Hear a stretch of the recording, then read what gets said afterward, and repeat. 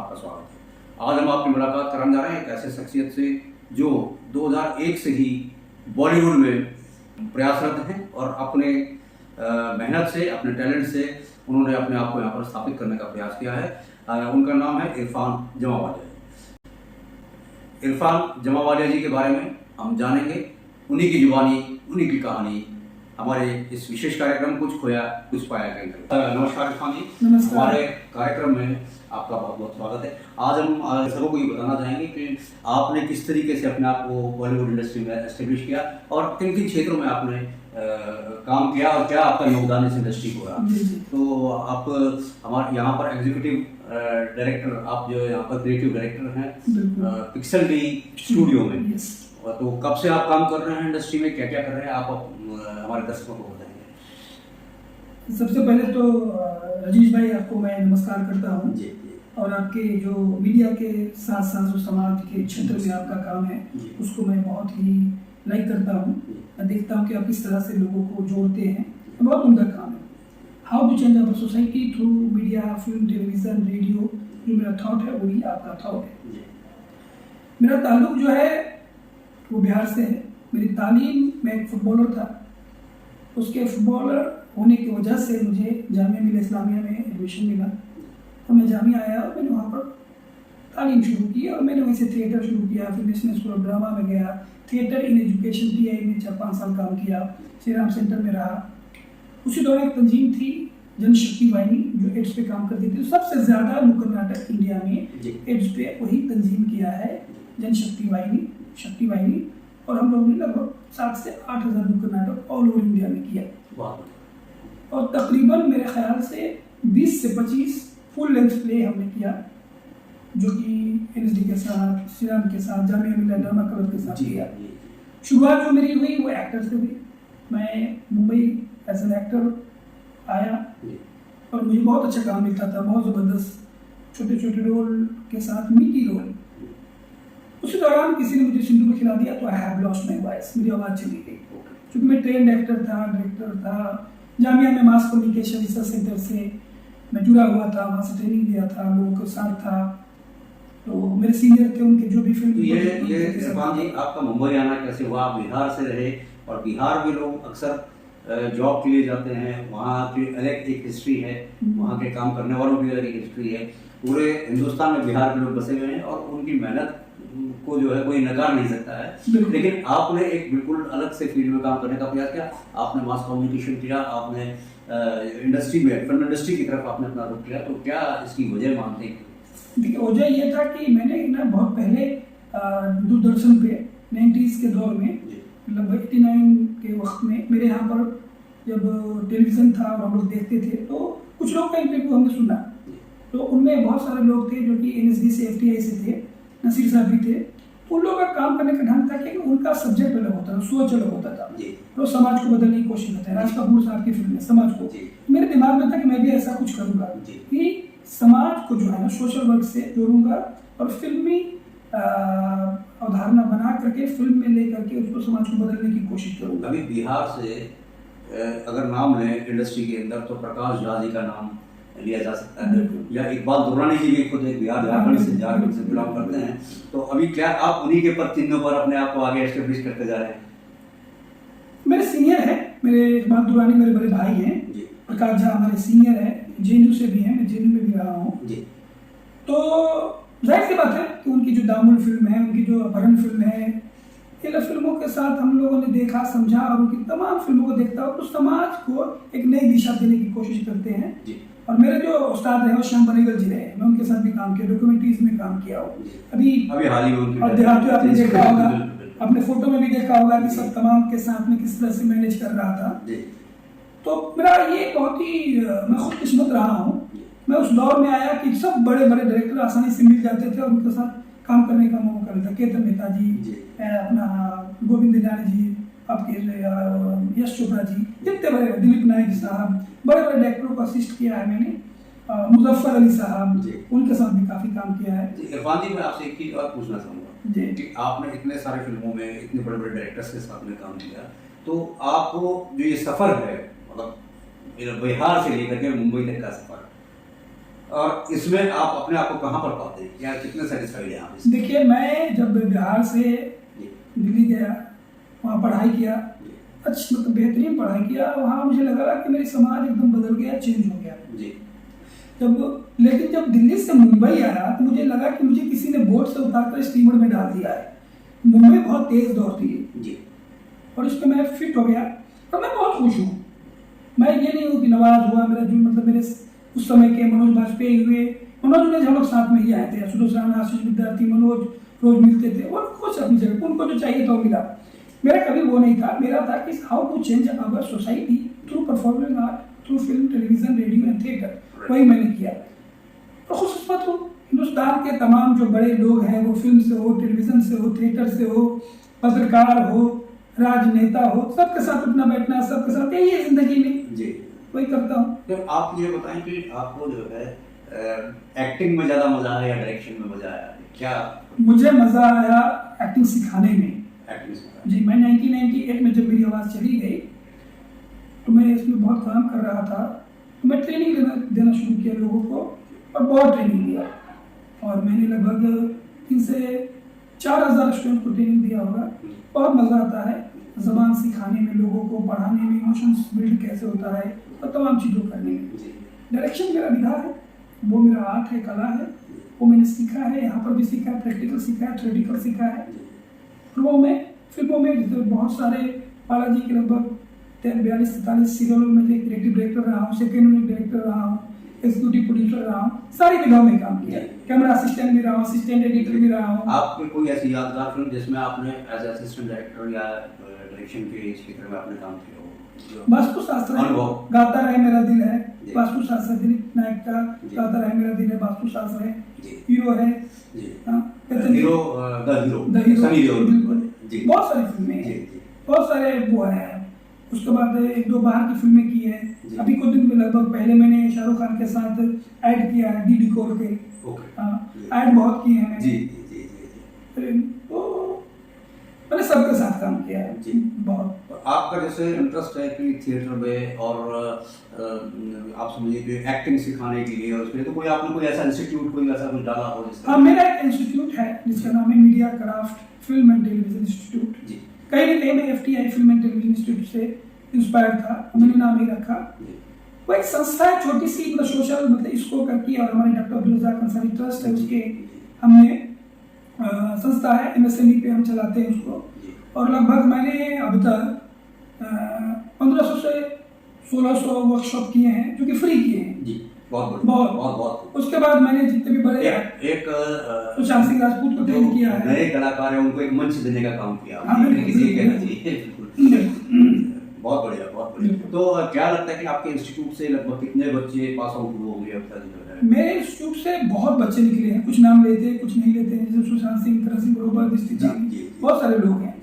अभी नए टेलीविजन के तो लगभग कितने बच्चे अभी तक पास आउट हो गए? आपको 2001 में आपने इंस्टीट्यूट को मैंने लगभग नहीं भी तो 2,500 अलग-अलग क्षेत्र में काम कर, कोई रेडियो में है, कोई टीचर है, कोई पर्सनालिटी डेवलपमेंट का जो मेरा कोर्स है ना, उसमें वही कैसे अपनी पर्सनालिटी को कम्युनिकेशन डेवलप करे, वो तमाम चीज़ों पे काम जी। तो ये कोई डायरेक्शन में भी कोई बच्चा आपके यहाँ से निकल के आया हो, या कोई एक्टिंग है? सुशांत सिंह राजपूत है जो भी नहीं रहे हैं अभी, ब्रदर है अभी, दृष्टि धामी, बहुत सारे लोग हैं और भी लोग हैं जी। तो अभी इसके अलावा कभी आपका किसी और क्षेत्र में कोई रुझान रहा हो? मैं सोशल वर्क में हूँ, बहुत एक्टिव मैं सोशल वर्कर हूँ, बहुत ज़बरदस्त एक्टिविस्ट हूँ मैं।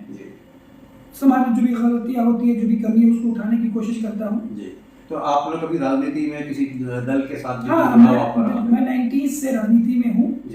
1990 में मैं जनता दल में था, तो छात्र भी उसके बिल में रहा, RJD बनी उसमें भी रहा, मैं NSY में भी रहा। मैं NSY को लगभग रेगुलर में समझिए 20, अभी आप जितने भी बड़े प्रोग्राम कांग्रेस के हुए हैं सब में आपने देखा होगा मुझे, या मल्लिकार्जुन खड़गे हो, राहुल गांधी साहब हो, मल्लिकार्जुन खड़गे साहब हो, तो तमाम बड़े लीडरान जो है उनके साथ हमने काम किया, सीखने का मौका मिला जी। तो अभी एक चीज और पूछना चाहूँगा अरफान जी, ये सब ना मैं मीडिया की बात कर रहा हूँ, ना मैं किसी फिल्म की बात कर रहा हूँ, ना मैं किसी पॉलिटिकल पार्टी की बात कर रहा हूँ, मैं सिर्फ आपसे एक अलग से एक डायरेक्शन में आपको बोलने की कोशिश कर रहा हूँ कि अगर आप फिल्मों में नहीं होते, अगर आप राजनीति के क्षेत्र में या समाज सेवा के क्षेत्र में नहीं होते तो आप क्या कर रहे होते? क्योंकि हर आदमी एक सपना देखता है कि मैं बड़े होकर के डॉक्टर बनूंगा, इंजीनियर बनूंगा, या माँ बाप भी सपना देखते हैं कि मेरा बच्चा जो है आर्मी में जाएगा या देश की सेवा करेगा। तो कुछ ना कुछ सपना सब लेकर के बड़े होते हैं, और आप बचपन से और जवानी तक, और आज जो है आपके बाल सफेद हो गए, तो किन सपनों को लेकर के आप चले और क्या वो पूरे हुए जो आप देखिए? जी बहुत, क्योंकि मेरा तो परवरिश हुआ JNU और जामिया में हुआ, जो एकेडमिक परवरिश हुई। जिस टेबल पे हम खाते थे, बैठते थे, वहाँ सब आज सब IAS IPS है, तो वही परिवेश में हुआ। तो हो सकता था कि मैं कहीं IAS होता या IPS होता या कोई मतलब सरकारी तंत्र में होता या प्रोफेसर होता, लेक्चरर होता। तो मैं ऐसे गेस्ट लेक्चर मैंने जामिया में पढ़ाया भी है, तो मज़ा आता है। लेकिन मेरा क्या था कि पहले से फिल्म इंडस्ट्री में और इस तरह की चीज़ों में कि नया हो, कुछ नया करने को, तो इसके लिए आज आप इंडस्ट्री में काम कर रहे हैं, फिल्म इंडस्ट्री में काम कर रहे हैं, तो क्या आप यहाँ पर संतुष्ट हैं? क्या यही सपना आप देख करके चले थे?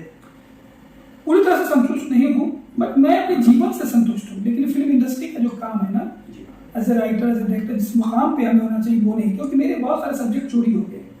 डायरेक्टर से भी 72 में चोरी हुई है, इससे पहले बहुत सारे सब्जेक्ट चोरी हुए हैं। मैं चैनल्स में, स्टार में, जी में, कलर्स में, सोनी में देता हूँ, तो चोरी कर लेते हैं। और हम लोग जो है गरीब तबके के पासमानदा है, तो हम लोग वहाँ नहीं है, क्योंकि जो प्रोड्यूसर है वो उनका टर्नओवर है 1500 करोड़, 2000 करोड़, तो वो लोग पैसे के बल पे गरीब राइटर्स को, गरीब लेखक को दबा शोषण करते हैं। और हमेशा मैं आवाज उठाता हूँ, आप देख ही रहे होंगे एसोसिएशन। इरफान भाई, अभी रुकते हैं छोटे से ब्रेक के लिए, फिर आपसे जो है आपके जीवन के अन्य पहलुओं के बारे में हम जाएंगे। देखते रहिए कुछ खोया कुछ पाया, छोटे से ब्रेक के बाद।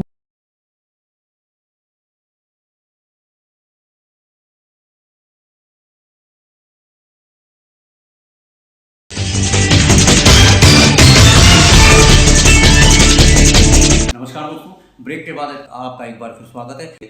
हमारा विशेष कार्यक्रम कुछ खोया कुछ पाया। हम बात कर रहे थे इरफान जामिया वाले जी से। आइए जानते हैं उनके जीवन के कुछ अनछुए पहलुओं के बारे में। इंडस्ट्री में कई बार आवाज़ें उठती हैं शोषण की, महिलाओं के शोषण की, या छोटे कलाकारों के शोषण की, या राइटर्स के शोषण की। अब लेखक जो होते हैं, एसोसिएशन भी उनको इतना सपोर्ट नहीं कर पाता है, तो क्या कहना है आपको इसके बारे में? देखिए, इसके लिए मैंने ना बहुत स्टडी किया। एसोसिएशन जितने भी बने हुए हैं यहाँ, वो गलत है। वो 1860 एक्ट में है, सोसाइटी एक्ट में है। वो जो है ना मजदूर एक्ट में है, जो है मजदूरों का यूनियन होते यूनियन में, क्योंकि जो हमारे लाला लाजपत राय थे उन्होंने बनाया था सबसे पहला, उसी से जोड़ करके मजदूर यूनियन एक्ट में इसको किया गया। बट हम लोग मजदूर नहीं है, वी आर नॉट मजदूर, we are not labour, we are creative people, skill developer, writer है, डायरेक्टर है, एक्टर है। ये मजदूर कैसे होंगे? और अगर मजदूर हैं, अलग अलग डिपार्टमेंट है यहाँ पे, एसोसिएशन है, सिंटा है, इप्टडा है, स्क्रीन राइटर एसोसिएशन है। जब तक ये अलग अलग रहेंगे ना, तब तक सरकार इसको मान्यता नहीं देगी। तो इसके लिए सभी एसोसिएशन को एक होकर के इसको एक भारत सरकार के जो भी इंफॉर्मेशन ब्रॉडकास्टिंग मिनिस्टर उनसे बात करके और भारत के प्रधानमंत्री से बात करके उनको करना चाहिए कि उनको एक प्लेटफॉर्म पे लाए और एक क्राफ्ट में ला करके उसको एक यहाँ पर इंडस्ट्री का दर्जा दिया है। क्योंकि हम लोग जो है ना, जितने भी इंडस्ट्री यहाँ पर है, चाहे पेट्रोकेमिकल इंडस्ट्री हो या कोई खाद्य इंडस्ट्री हो, तमाम इंडस्ट्री ज़्यादा पैसा हम लोग GST के रूप में, हम लोग टैक्स के रूप में देते हैं, लेकिन सरकार हमें नजरअंदाज कर देती है। बहुत बड़ी विडम्बना है और हर रोज मरते हैं लोग। ये तो आपने सरकार की बात की, लेकिन अभी प्राइवेट सेक्टर की बात हम करते हैं, जैसे इंडस्ट्री की बात ही कर रहे हैं हम। यहाँ पर कलाकारों के साथ में शोषण होता है, आए दिन खबर मिलती है सुनने को। उसके बाद जो है आप ये देखिए टेक्नीशियंस हैं जो हमारे, जो कि साउंड में काम कर रहे हैं, जो वीडियो में काम कर रहे हैं, जो और फील्डों में जो काम करते हैं, जितने भी हमारे एडिटर्स हैं, तो उनके साथ भी कई सारे शोषण होते हैं, एक्सप्लॉयटेशन होता है। उनसे 8 घंटे 10 घंटे काम होना, उनसे 24 घंटे काम करवाया जाता है, लेकिन उसका पैसा हमको पूरा नहीं मिलता। तो इस दिशा में आपके क्या अनुभव है और क्या? बहुत बुरा अनुभव है जी। और दिशा में हम लोग काम कर रहे हैं जी। मेरा मानना है कि जो भी टेक्नीशियन है, एक्टर है, ये कहाँ का उसूल है कि हम काम करें आज महीना 3 महीना के बाद हमें पैसा दें? समझिए, 8 घंटे का काम होता है, हम 32 घंटा काम करें, 16 घंटा 18 घंटा काम करें और उसको हेय दृष्टि से देखा जाए। हमने अभी, मुझे एक अवार्ड भी मिला है अभी, तो उसमें मैंने ये बात बोला भी है उनको, क्योंकि ह्यूमन राइट की बात, हम ह्यूमन राइट का हनन हो रहा है हमारी इंडस्ट्री में। और अगर आप ह्यूमन राइट की बात कर रहे हैं तो सर्वप्रथम हमारी इंडस्ट्री की बात कर रहे हैं, तो सर्वप्रथम इस पे काम करें, क्योंकि जो मजदूर तबके के लोग हैं, जो टेक्नीशियन है, जो लाइटमैन है, जो स्पॉट बॉय है, उनको अगर 3 महीना के बाद सैलरी मिलेगा तो खाएंगे क्या? उनके बच्चे तो भूखे मर जाएंगे। जी। इसके बाद उठा रहे हम लोग संस्था से भी बात कर रहे हैं कि संस्था के जितने भी एग्जीक्यूटिव कमेटी के लोग हैं ना, वो सब करप्ट है। राइटर एसोसिएशन के एग्जीक्यूटिव कमेटी के लोग करप्ट है, डायरेक्टर के करप्ट है, जितने भी एसोसिएशन है, संस्था है, सब करप्ट है जी। और वो अपने फायदा के लिए लोगों को यूज करते हैं और छोड़ देते हैं। इस पर सवाल ही नहीं उठाते। आप भी कौन-कौन से एसोसिएशन से एसोसिएटेड हैं, जुड़े हुए हैं? मैं स्टेटास से हूँ, मैं राइटर एसोसिएशन से हूँ, मैं प्रोड्यूसर एसोसिएशन से हूँ जी। तो मतलब प्रोड्यूसर एसोसिएशन या डायरेक्टर एसोसिएशन इम्पा से जुड़े हैं या वेस्टर्न से जुड़ा हूँ। वेस्टर्न से जुड़े हैं। एमपीटीटी में था पहले मैं, लेकिन उसका फीस इतना ज्यादा हो गया कि हम गरीब लोग कहाँ से उठा सकते हैं, जी। तो वेस्टर्न से हैं अभी, वेस्टर्न के साथ। तो आज भी आप थिएटर वगैरह करना जी, पसंद करते मैं थिएटर करता हूँ, अभी बच्चों को सिखाता हूँ और जितने भी थिएटर लोग करते हैं उनको मैं ट्रेनिंग देता हूँ। जी जी। तो कोई प्ले आपका लेटेस्ट कोई आने वाला हो या अभी? हाँ, मैं अभी एक कोशिश कर रहा हूँ, आप लोग की दुआ रही, एक नई चीज लाने की कोशिश कर रहा हूँ जी कि भारतीय जो जितने भी मनु ऋषि हुए हैं, जितने भी मसीहा हुए हैं, उसमें से एक मसीहा जो है भगवान राम है। भगवान राम के जो रामायण है, उनके लाइफ पे, उनकी जीवनी पे, उसको मैं उर्दू में करना चाहता हूँ। जो टेलीविजन के और फिल्म के एक्टर हैं उनके साथ लेकर के, और उनको पूरी दुनिया में बताना चाहता हूँ कि राम का जो किरदार क्या था। जी। वो जब उर्दू में बात करेंगे तो कैसा जो मर्यादा पुरुषोत्तम जिनको कहते हैं, वो क्यों कहते हैं, वो आप दर्शाने का प्रयास एक तरीके से। भारतीय सभ्यता, संस्कृति और इंटीग्रेशन के साथ हिंदू मुस्लिम का संगम जो है, समागम जो है, वो आज भी है, था, रहेगा, वो कोई भी तोड़ नहीं सकता, वो मैं बताना चाहता हूँ। बहुत बढ़िया, बहुत बढ़िया। अभी इसके अलावा मैं आपसे एक चीज़ जानना चाहता हूँ। आज समाज में बहुत सारी कुरीतियाँ हैं और कई सारे चेंजेस आ रहे हैं।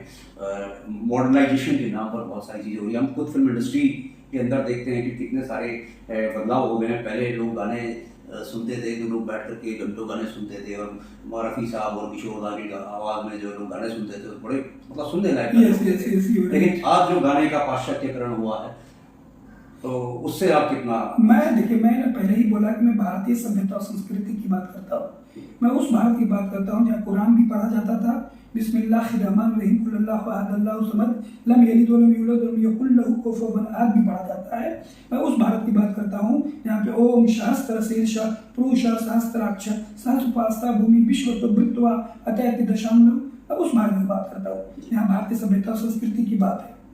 तो हमारी जो सभ्यता संस्कृति है, जो आज की सभ्यता संस्कृति, वो नहीं है। ये जो संगीत की बात कर रहा हूँ, तो संगीत का स्तर आपको क्या लगता है कि ऊपर उठा है या नीचे गिरा है? क्योंकि अभी कॉपीकैट इस टाइम जो बहुत नीचे गिरा है। जो हमारे पहले संगीतकार होते थे, लेखक होते थे, जो गाने लिखते थे, वो रोजमर्रा की जिंदगी में घिस करके और अपनी एजुकेशन को ऐड करके लिखते थे। वो बहरे में होता था, बहरे तबील होता था, उसका एक मानी होता था, उसकी एजुकेशन, उसकी पढ़ाई है। कोई भी आप देखेंगे राइटर, मजरू सुल्तानपुरी से लेके शकील बदायूनी साहब तक, या किसी को भी ले लें, गुलजार साहब को ले लें, तो तमाम चीजें जो एक एक शब्द जो बोलते थे, वो उनकी जिंदगी की पूरी सच्चाई उसमें दिखती थी, समझे। और उसको इस तरह से वो लिखते थे कि लगता था कि मेरे जिंदगी से जुड़ा हुआ चीज है। अब एक ही भाई आपसे, ये तो बात हुई संगीत की, लेकिन अब जो फिल्मांकन की हम बात करते हैं, फिल्मों में पहले जमाने में आप अपने परिवार के साथ बैठ करके एक फिल्म देख सकते थे। आज जो फिल्म हम फिल्मा रहे हैं या दिखा रहे हैं आप दर्शकों को, भाई बहन बैठ करके एक सिनेमा को नहीं देख सकता, या माँ बाप के साथ बैठ करके उस पिक्चर को नहीं देख सकते हैं। तो क्या लगता है कि ये सही दिशा में हम लोग जा रहे हैं? नहीं, हम बहुत गलत दिशा में हैं जी। हमें उस पर काम करना चाहिए। हमें उसे अगर उस तरह की फिल्में बनानी भी है तो उसमें एक एम ऑब्जेक्ट होना चाहिए। जैसे मशहूर फिल्मकार हमारे जो भारत के रहे हैं, राज कपूर जी, उनको आप देखिए, उनकी फिल्मों में तमाम चीजें देखती थी, लेकिन उसमें एक एम होता था, ऑब्जेक्ट होता था, थीम होता था। वो अगर उन्होंने लव को दिखाया भी है तो एस्थेटिक सेंस होता था, एक रोमांस होता था, एक प्यार होता था, जो कहीं छूट गया है। कपड़े उतारना है, थॉट है तो उतारना है, ऐसे नहीं कहीं पे कपड़े उतार दे, कहीं पे कुछ कर दे, कहीं पे ये हो। बस अभी एक मेरी दोस्त है किरण राव, अभी जामिया मिल्लिया इस्लामिया से है, उसकी फिल्म देखी लापता लेडीज, अद्भुत फिल्म बनाई है उसने, देखिए आपने, अद्भुत। कांतारा देखिए, कोई स्टार नहीं है, कमाल का थॉट है, आइडिया है। कॉन्सेप्ट मेन होता है, आइडिया मेन होता है जी समझे। और हम लोग के साथ क्या कि मेरे पास बहुत जबरदस्त कॉन्सेप्ट आइडिया है, जी एक्टर काम करना नहीं चाहते हैं जी क्योंकि वो 10 जो बड़े एक्टर हैं वो 5 बड़े जो प्रोड्यूसर हैं उनके साथ काम करते हैं। जी ये बहुत बड़ी हमारी विडंबना है, इस पर सोचना चाहिए सरकार को भी और हम लोगों को भी। जी जी जी इंडस्ट्री में जैसे आपने भी इसके बारे में बताया, तो क्या आप जो युवा पीढ़ी हमारी जो इस इंडस्ट्री में आना चाहती है, उनको क्या लगता है कि आपको मतलब किस तरीके से आप उनको मैसेज देना चाहिए कि हमें यहाँ आने के लिए क्या करना चाहिए, क्या नहीं करना चाहिए, किस तरीके से हमको, क्योंकि कई लोग जो है अपना शहर छोड़ करके मुंबई में आते हैं। आप अभी यहाँ पर मुंबई में अंधेरी ऑफरिंग रोड पर आपका ऑफिस है, लैंडमार्क पे आप बैठे हुए आप काम कर रहे हैं, आपने एस्टेब्लिश किया, इतना स्ट्रगल किया, तो उनके लिए क्या मैसेज है कि किस तरीके से वो काम करें, इसमें किस तरीके से एंटर करने से पहले? जैसे मेरा ये कहना है उन लोगों को, स्पेशली आप लोगों को, कि जिस तरह से दूसरे सब्जेक्ट है जैसे मैथ हुआ, बायोलॉजी हुआ, अब पढ़ करके आप टीचर बनते हो, प्रोफेसर बनते हो या साइंटिस्ट बनते हो, ठीक उसी प्रकार से फिल्म इंडस्ट्री में भी एक एजुकेशन है। फिल्म इंडस्ट्री में आने के लिए पूरी तरह से आप ट्रेनिंग ले, एक्टिंग की ट्रेनिंग ले, उसमें साइंस है, बायोलॉजी है, मैथ है, लिटरेचर है, आप कैमरा की ट्रेनिंग ले, आप डायरेक्शन की ट्रेनिंग ले, आप लेखन की ट्रेनिंग ले, फिर आए। और आज बहुत अच्छा है, हमने जो media craft film and television institute इसलिए बनाया था, छोटे छोटे कोर्स, कि उनको हमें 30 साल लग गए, उनको ना लगे, वो 1 साल में ट्रेन हो जाए। और आज के दौर में क्या है कि ट्रेंड हो गए हैं, तो आज के सोशल मीडिया का जमाना है, कॉन्सेप्ट अच्छा है, सोशल मीडिया पे डाल दे बना करके।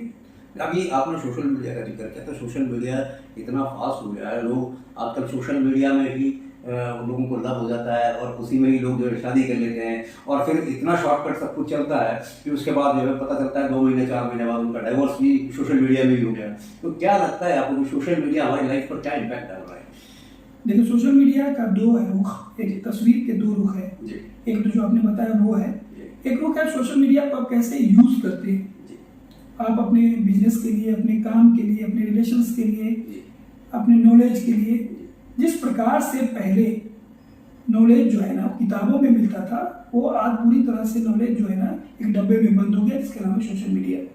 तो जरूरी है वो, लेकिन उसमें रिसर्च मेथोलॉजी की टेक्निक्स इस्तेमाल करना चाहिए, शेड्यूल को अभी आपने सोशल मीडिया में जैसे आपने बताया कि टेक्नोलॉजी का इस्तेमाल करना, लेकिन हमारे जो बच्चे हैं, छोटे बच्चे हैं जो गेम खेल करके अपने जीवन को बर्बाद कर रहे हैं, कई ऐसी बच्चे हैं जो पबजी के खेलते हुए उन्होंने मतलब अपनी जान दे दी, या अपने मदर की जान ले ली, या अपने पेरेंट्स की जान ले ली, या कुछ ऐसी हरकतें करी जिससे जो है समाज में बड़ा नेगेटिव असर हुआ है। तो क्या ये सही है? गवर्नमेंट को इस पर वो करना चाहिए कुछ? गवर्नमेंट को इस पे काम करना चाहिए, उसी पे मैं काम कर रहा हूँ, लगभग 4 साल से मैं उस पे काम कर रहा हूँ। और मैंने कोर्स डिजाइन किया है यूट्यूब के लिए, सोशल कनेक्ट यूट्यूब। इस समाज में जो आपके अंदर कॉन्सेप्ट है, आइडिया है, तो उसमें है कि पर्सनालिटी डेवलपमेंट की बात, कि किस तरह से हम सोशल मीडिया को यूज करें, कैसे हम डेवलप हो सकते हैं, स्किल डेवलप कर सकते हैं, पबजी जो खेल सकते हैं तो कहाँ तक मेंटल लेवल तक हम जा सकते हैं, कैसे खुद को कंट्रोल करें, सेल्फ कंट्रोल करें, इमोशंस को डेवलप करें, ये तमाम चीज़ों पे हमारा काम है। इरफान जी, एक चीज़ और पूछना चाहूँगा कि आप मुंबई में रहते हैं, और जैसे कि मुंबई में एकल परिवार का जो फैशन है बहुत ज़बरदस्त तरीके से चल रहा है, और खाली मुंबई में नहीं, अब ये जो है पूरे हिंदुस्तान में फैल चुका है कि लोग जो है शादी करते हैं पेरेंट्स को छोड़ करके और दूसरे शहर में जाके बस जाते हैं, और बुढ़ापे में वो पेरेंट्स जो है बच्चों के लिए तरसते रहते हैं। एक तरीके से कहना चाहिए कि पाश्चात्य संस्कृति की तरफ हम लोग गए हैं। तो ये कितना सही आपको लगता है? क्योंकि जॉइंट फैमिली और एकल परिवार में क्या डिफरेंसेस आपको नजर आते हैं? बहुत सही सवाल पूछा है, क्योंकि मैं सोशियोलॉजी का भी स्टूडेंट रहा हूँ, समाज शास्त्र का भी मैंने पढ़ा है, फैमिली को पढ़ा है, जॉइंट फैमिली को पढ़ा है, और एकल फैमिली को पढ़ा है, और अर्बन और रूरल भी पढ़ा है। तो ये हमारे समाज के लिए ना बहुत ही घातक सिद्ध हो रहा है। अभी हम लोग लगभग 6 महीना 1 साल पहले अभी सुना है कि लोखंडवाला में एक लेडी थी, बूढ़ी मर गई और 1 हफ्ता तक पता नहीं चला। जब उसमें से बांस आने लगा तब लोगों को पता चला। तो पता चला कि वो लेडी का एक ही औलाद था, एक ही बेटा था, उसने पढ़ने के लिए उसको अमेरिका भेजा, वहीं शादी कर लिया, वो वापस नहीं आया। इरफान भाई, अभी रुकते हैं छोटे से ब्रेक के लिए, फिर आपसे जो है आपके जीवन के अन्य पहलुओं के बारे में हम जानेंगे। देखते रहिए कुछ खोया कुछ पाया, छोटे से ब्रेक के बाद। बहुत शुक्रिया।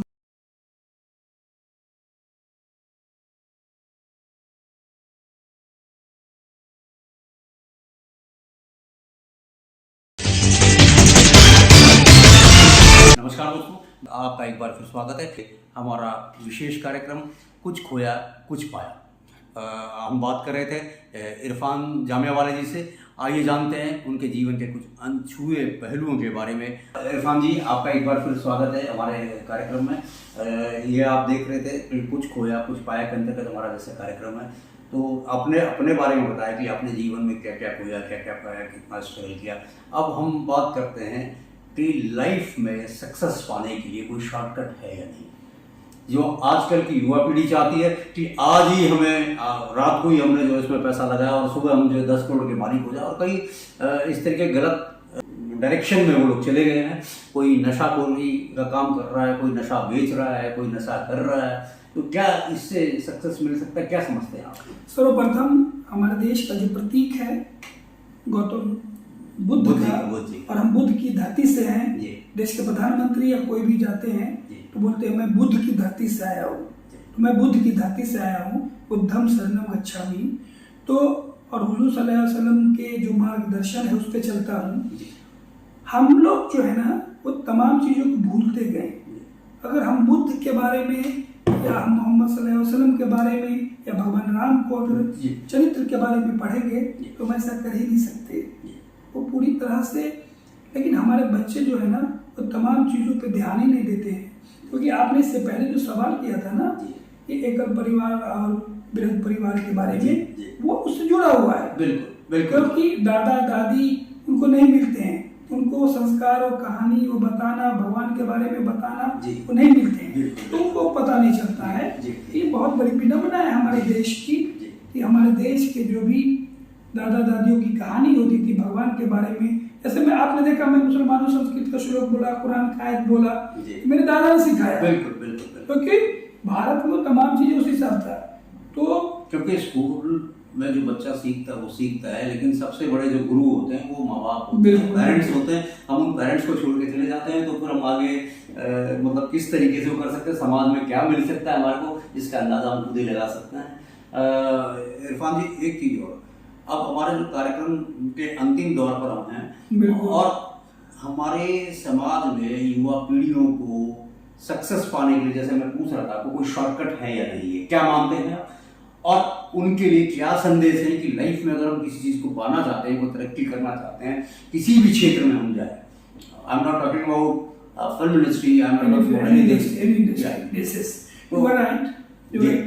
जहाँ तक मैंने अध्ययन किया है इतने मतलब 30-32 साल के करियर में, फिल्म में, टेलीविजन में, थिएटर में और राजनीति में, सोशल वर्क में, कोई शॉर्टकट नहीं है। आप शॉर्टकट से भी जाना चाहते हो तो उसको पूरा आपको समझना पड़ेगा, वो बटन को जानना पड़ेगा, 100 बटन को, तब उसमें से एक बटन चुन करके आप उस पर क्लिक करोगे तो शॉर्टकट में आगे निकलोगे। लेकिन वो बटन को जाने तो उसका कोई शॉर्टकट नहीं है। आपको किसी इंडस्ट्री में रहे, किसी फील्ड में रहें, आपको पूरी तरह से पढ़ाई करना पड़ेगा, आपको समाज को समझना होगा, आपको रोजमर्रा की जिंदगी की चीज़ों को समझना होगा, तजुर्बे की भट्टी में पकना होगा, तब जा करके एक कामयाब आप लेखक बनेंगे, निर्देशक बनेंगे, आर्टिस्ट बनेंगे, समाज सेवक बनेंगे, राजनेता बनेंगे, पत्रकार बनेंगे। रवीश को मैं तब से जानता हूँ जो आदमी पढ़ता रहता था। मैं बात करूँ 90s की, आज हो सके मुझे ना पहचाने कौन है, लेकिन जब हमारे लोग से बारे में बात होगी तो पता चल जाएगा कि मैं कौन हूँ। तो वो या कोई भी आदमी जब तक पढ़ेगा नहीं, कोई शॉर्टकट नहीं। लोग बोलते मोदी जी अगर नए आ गए, मोदी जी थोड़ी नए आ गए भाई। मोदी जी एक वाहिद आदमी है जिनको संस्था का 50 साल 60 साल का एक्सपीरियंस है। 40 साल का एक्सपीरियंस तो संस्था का है ही।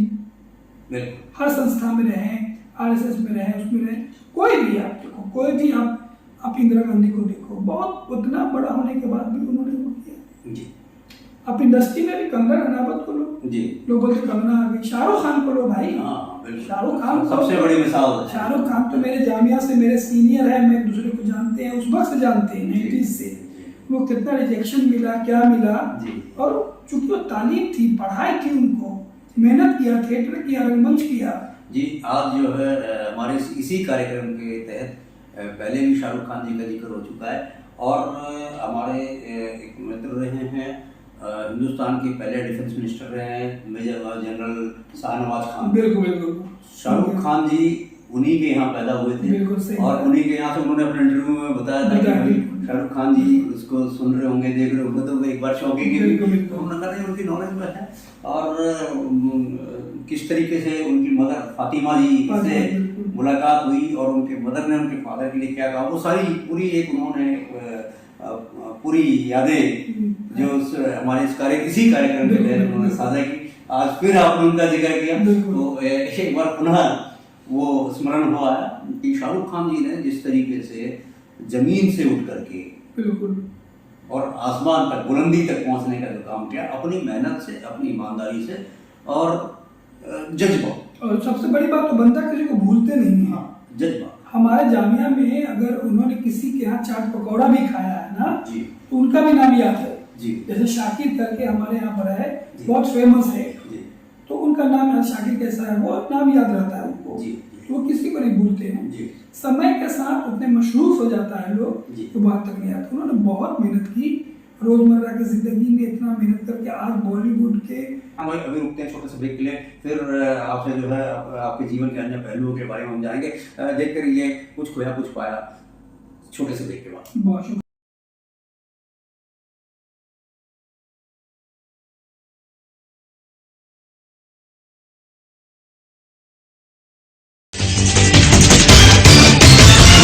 नमस्कार दोस्तों, ब्रेक के बाद आपका एक बार फिर स्वागत है। हमारा विशेष कार्यक्रम कुछ खोया कुछ पाया। हम बात कर रहे थे इरफान जामिया वाले जी से। आइए जानते हैं उनके जीवन के कुछ अनछुए पहलुओं के बारे में। लेकिन इसके अलावा भी किसी भी क्षेत्र में काम करने के लिए मेहनत, ईमानदारी, अपने प्रोफेशन के प्रति ईमानदारी, अपने काम के साथ वफादारी बहुत आवश्यक है। आप खाली शाहरुख खान नहीं है, उसमें अमिताभ बच्चन भी है। अगर आप आज के दौर की बात करें तो आशुतोष राणा और नवाजुद्दीन सिद्दीकी जैसे कलाकार, इरफान भाई है ना, खुद रहे ऐसा इरफान खान जी बहुत शानदार एक्टर। सोनू सूद है जिन्होंने अपने दम पर इंडस्ट्री में साबित किया। सोनू को मैं तब से जानता हूँ 95 से कितना स्ट्रगल किया है। आप तो उसको भूल रहे, राजपाल को भूल रहे। राजपाल नहीं, वो तो कितना, वो बेचारा मेरे साथ था, बहुत स्ट्रगल के। मैं फोटो दिखा दूंगा आपको। जी जी बिल्कुल बिल्कुल। वो फोटो दिखाऊंगा, मेरे मोबाइल में होगा कि राजपाल, देवेंदु भट्टाचार्य और हम तीनों जी। तो हम लोगों ने उस तरह से मेहनत किया है, ऐसे रोड पे उठ के नहीं आए हैं। फिर आपका भी वो पंकज त्रिपाठी, ये सब ऐसे लोग हैं जिन्होंने बिल्कुल जमीनी स्तर से अपने आप को स्टैंड किया है। तो इससे युवाओं को सबक लेना चाहिए कि हम किस तरीके से इंडस्ट्री में अपने आप को अपनी कड़ी मेहनत से, लगन से और अपने जज्बे के साथ में आगे बढ़ सकते हैं। तो दोस्तों अभी के लिए इतना ही, हमें दीजिए इजाज़त। हमारा विशेष कार्यक्रम कुछ खोया कुछ पाया के अगले एपिसोड में हम आपको मुलाकात कराएंगे एक नए शख्सियत के साथ।